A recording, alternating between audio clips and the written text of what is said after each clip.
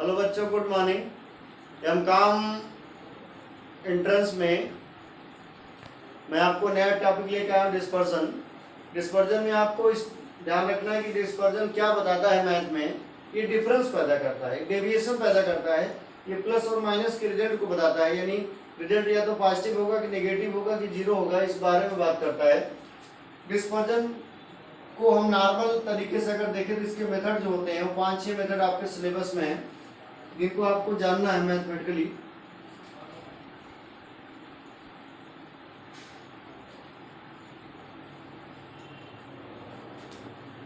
Methods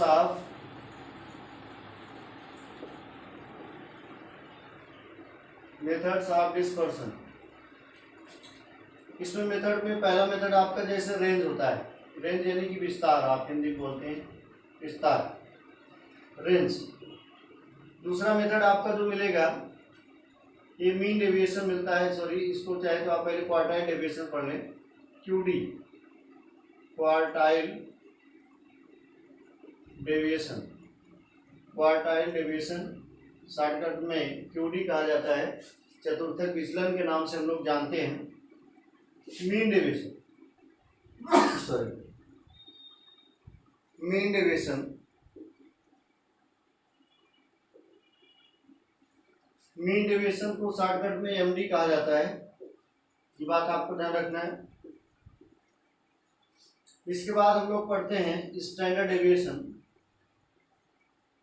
standard deviation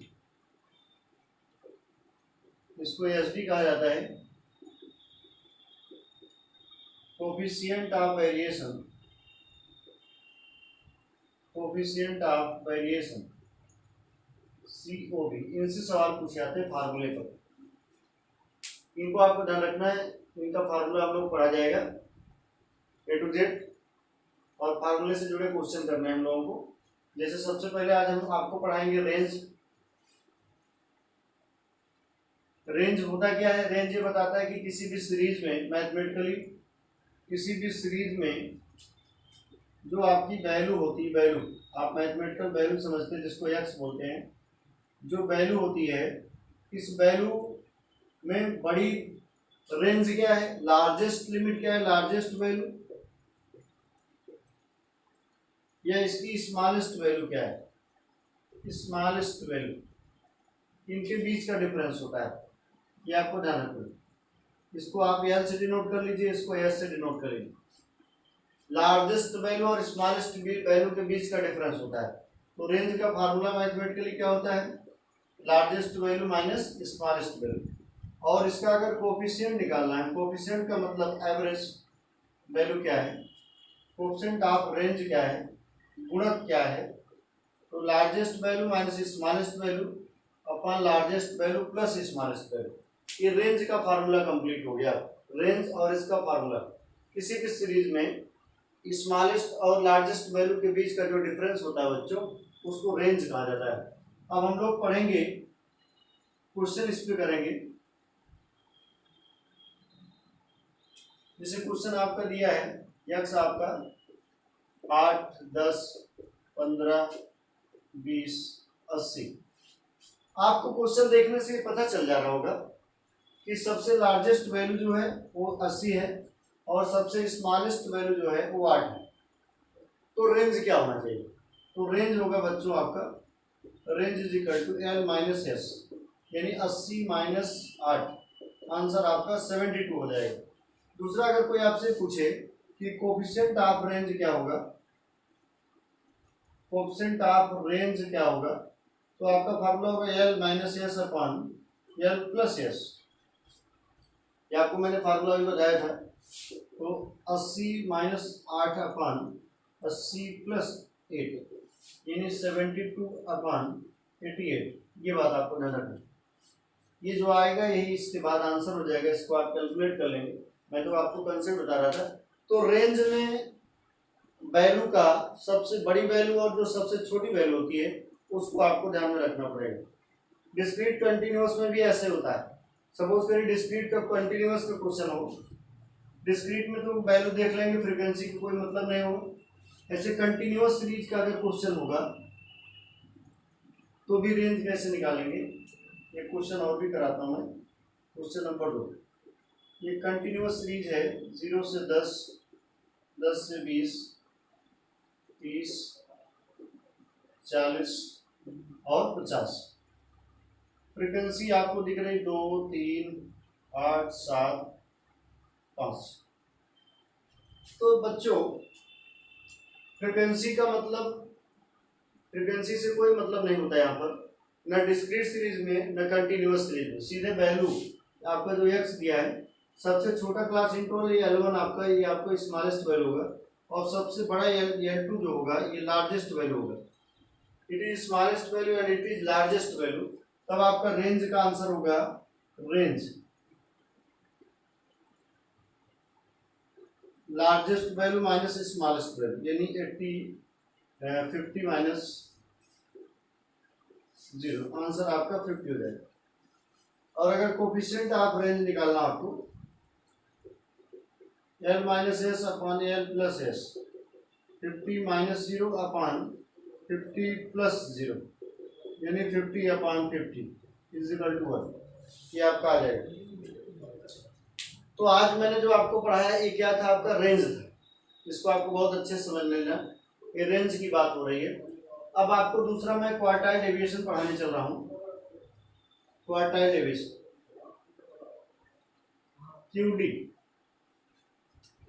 दूसरा measurement है quartile deviation. आपको पता होगा, आपने बीकॉम में तो सब पढ़ा है, मैंने ही पढ़ा है, जो बच्चे हमसे जुड़े हैं। आपको क्वार्टाइल डेविएशन में क्या क्या निकालना आपको आना चाहिए, 3 चीजें, 2 चीजें आपको पता होना चाहिए। Quartile first, quartile fourth, Q1 और Q4, ये बात आपको ध्यान रखना है। Q1 मतलब होता है क्वार्टाइल 1 सॉरी, और Q3 आपको निकालना पड़ेगा। तो इनके बीच का डिफरेंस होता है, it is deviation, differences between. अगर कोई आपसे पूछे कि क्वार्टाइल डेविएशन क्या है, तो Q1 का मतलब होता है क्वार्टाइल 1, और Q3 का मतलब क्वार्टाइल 3, इनके बीच का जो डिफरेंस होता है उसको क्वार्टाइल डेविएशन बोलते हैं। अब आप इसमें फार्मूला अगर आप पढ़ेंगे, quartile deviation is equal to, तो Q3 माइनस Q1 हो जाएगा। लेकिन अगर आप पढ़ेंगे कोफिशिएंट ऑफ क्वार्टाइल डेविएशन, तो Q3 माइनस Q1, यहाँ पर नीचे अपॉन 2 हो जाएगा, ध्यान रखेंगे। Q3 minus Q1 upon 2 quartile deviation. Coefficient of quartile deviation कैसे निकालेंगे, Q3 minus Q1 upon Q3 plus Q1, ये आपको ध्यान में रखना है। जैसे सपोज करिए क्वेश्चन है आपका, Q3 आपकी 40 दिया हो और Q1 की वैल्यू आपकी मान लीजिए 25, तो QD क्या होगा, QD होगा 40 माइनस 25 अपॉन 2, यानी 15 अपॉन 2, यानी 7.5।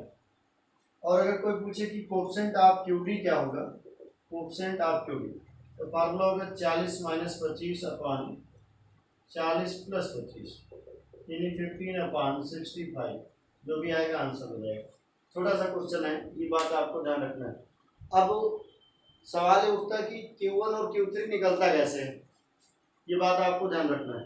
तो Q1 और Q3 कैसे निकालता है, इसका प्रोसेस मैं आपको बता चुका हूँ, कई बार बताया हूँ, लेकिन एक टेबल बना दे रहा हूँ, इससे आप इसको सीख लीजिएगा, समझ लीजिएगा, ताकि आपका हमेशा के लिए हो जाए। जैसे आप मीडियन निकालते हैं, वैसे Q1 Q3 निकल जाएगा। एक QD टेबल बना दे रहा हूँ, क्वार्टाइल डेविएशन का टेबल। यहाँ सीरीज लिख दे रहा हूँ, इंडिविजुअल, डिस्क्रीट और कंटिन्यूअस, ये बात। जब भी आप क्वार्टाइल निकालेंगे, क्वार्टाइल 1 का मतलब होता है 1/4 या 25% हिस्सा होता है, 25%। तो हम करते क्या है कि इंडिविजुअल सीरीज में सबसे पहले जो एक्स होता है इसको असेंडिंग ऑर्डर में कर लेते हैं। असेंडिंग मतलब लगातार बढ़ते हुए, जैसे आपने मीडियन निकाला, फिर Q1 का फार्मूला होगा n+1/4, n+1/4। डिस्क्रीट सीरीज में क्या करेंगे, x को असेंडिंग ऑर्डर में कर लेंगे और फ्रीक्वेंसी को चेंज कर लेंगे क्यूमुलेटिव फ्रीक्वेंसी में चेंज कर लेंगे, तब Q1 का फार्मूला होगा n+1/4। कंटिन्यूअस में क्या करते हैं, x को असेंडिंग ऑर्डर में कर लेंगे, x मतलब क्लास इंटरवल, और फ्रीक्वेंसी को भी चेंज कर लेंगे क्यूमुलेटिव फ्रीक्वेंसी, और Q1 नंबर निकालते हैं। Q1 number is equal to होगा n/4, ध्यान रखिएगा यहाँ पर n/4 जैसे मीडियन होता है। फिर आप फार्मूला रखेंगे, फार्मूला चौथे स्टेप में कि Q1 is equal to L1 + L2 - L1 upon frequency into Q1 number minus C, जैसे आपने मीडियन में करा था, जैसे आपने मीडियन में पढ़ा होगा सेम प्रोसीजर आपका इसमें भी होता है बच्चों। इसी तरीके से आप Q3 निकालते हैं। जब Q3 निकालेंगे तो यहाँ तो 1 से मल्टीप्लाई आपने नहीं किया, 1 में जिसका मल्टीप्लाई करेंगे वही होगा, लेकिन Q3 में हम लोग क्या करेंगे, ये 3/4 होता है, 3/4 हिस्सा होता है, 75% होता है, इसमें वही चीज़ बढ़ जाएगी। जैसे पहला x को असेंडिंग ऑर्डर में आप कर देंगे, और Q3 कैसे निकालेंगे, 3/4 था n+1, ये आपका होगा 3/4, जो भी n+1 है उसका 3/4 कर दीजिए। यहाँ पर भी वही होगा, x को आप असेंडिंग ऑर्डर में कर लेंगे अगर डिस्क्रीट सीरीज, फ्रीक्वेंसी को चेंज करेंगे क्यूमुलेटिव फ्रीक्वेंसी में, और Q3 कैसे निकालेंगे, 3/4 था n+1, यहाँ पर भी। यहाँ क्या होगा, क्लास इंटरवल को असेंडिंग ऑर्डर में चेंज करेंगे, फ्रीक्वेंसी को चेंज करेंगे क्यूमुलेटिव फ्रीक्वेंसी में, और Q3 नंबर निकालेंगे, तो 3/4 था n का 3/4। तब आप फार्मूला पैदा करेंगे कि Q3 की वैल्यू कैसे निकलेगी, L1 + L2 - L1 upon frequency Q3 number minus C। ये तो आज के वीडियो में बच्चों मैंने आपको दो चीज़ें पढ़ाया डिस्पर्सन में, एक तो रेंज पढ़ा दिया, मैंने आपको दो चीज़ें पढ़ा दिया, एक तो रेंज पढ़ा दिया और दूसरा रेंज के साथ साथ मैंने क्वार्टाइल डेविएशन बता दिया, और मैं इसके आगे कल आपको वीडियो अपलोड करूंगा। जय हिंद, जय भारत।